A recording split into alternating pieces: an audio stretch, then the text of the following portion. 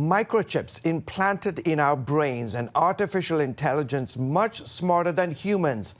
Appearing on this week's edition of The Global Lane, the author of the book Dark Eon exposes the globalist agenda for the future. Joe Allen explains scientism. The techno-elites believe that science and technology, not God, are the means to human salvation. Scientism, very basically, is the belief that scientific inquiry and discovery will answer all of the existential questions in human life. All those questions which religion seeks to satisfy, scientism holds up material discovery as the means of salvation, the means of transcendence. Transhumanism is an outgrowth of that. Transhumanism is the idea that technology will be the instrument of that salvation, the instrument of that transcendence. So this is not uncommon knowledge, I think, in our era. It's in fact very obvious, especially in the wake of the pandemic. Well, you mentioned that Gnostics believed in Sophia, a feminine figure that had godlike features, the female twin of Jesus, they believed. So is it by accident that one of the best-known robots of our time is named Sophia? Tell us more about that significance.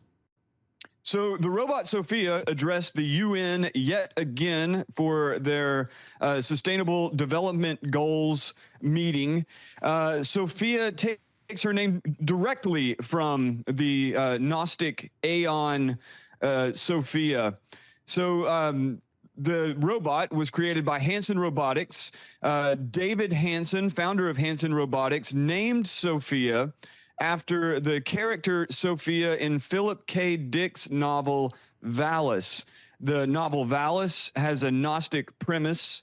The character Sophia is meant to symbolize the Sophia of Gnosticism. And if you look at the statements from David Hanson, if you look at David Hanson's PhD dissertation, and of course other figures in and around Hanson Robotics, it's without a doubt, there's no denying it. They are seeking to create a sort of technological inversion of what the ancient Gnostics put forward. Well, Elon Musk has talked about implanting an AI microchip into our brain. Do you really see that happening? What would that mean for humanity? Would it make us smarter, destroy us, both? So Elon Musk, who September 18th discussed this with Benjamin Netanyahu and also two other prestigious AI thinkers, he foresees a potential future in which, he said, hundreds of millions or billions of people would be implanted with these in order to guide AI according to human will. And this is not something that will happen.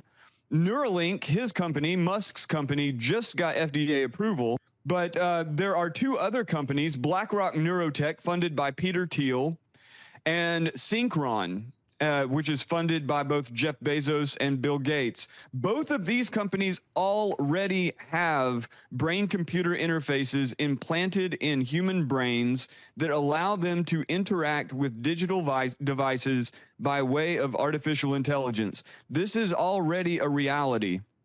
Well, what about the human soul here, Joe? While they may be smarter than most humans at this point, AI and robots lack a soul.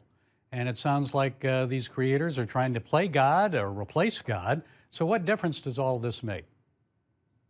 In their conception, and this is a generalization, but it's one that holds true for the vast majority of the people, transhumanists, futurists, accelerationists, long-termists, you pretty much universally see the human brain as the soul. The patterns of the human brain are what Christians would call the soul. They are almost entirely atheist. They see these systems as being the creation of godlike artificial intelligence, artificial general intelligence. In fact, Mo Gaudat himself describes it explicitly in these terms. He believes that the programmers at Google are creating a God that never existed in his mind. They are playing with fire. Yeah, it's big time. Yeah, trying to play God. So what do we do about it?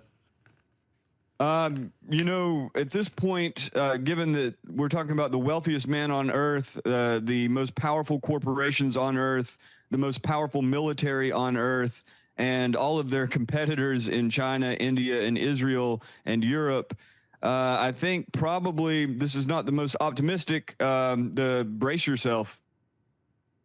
Not much we can do. I mean, I think on an individual level, there's plenty. And on a communal level, there's plenty. But I think there's going to be a lot of sacrifices for anybody who doesn't want to play along with this whole thing. Okay, the book is Dark Aeon, Transhumanism and the War Against Humanity. Joe Allen, thanks for providing us with your insights. We appreciate it. Very glad to. Thank you very much. Thank you for having me.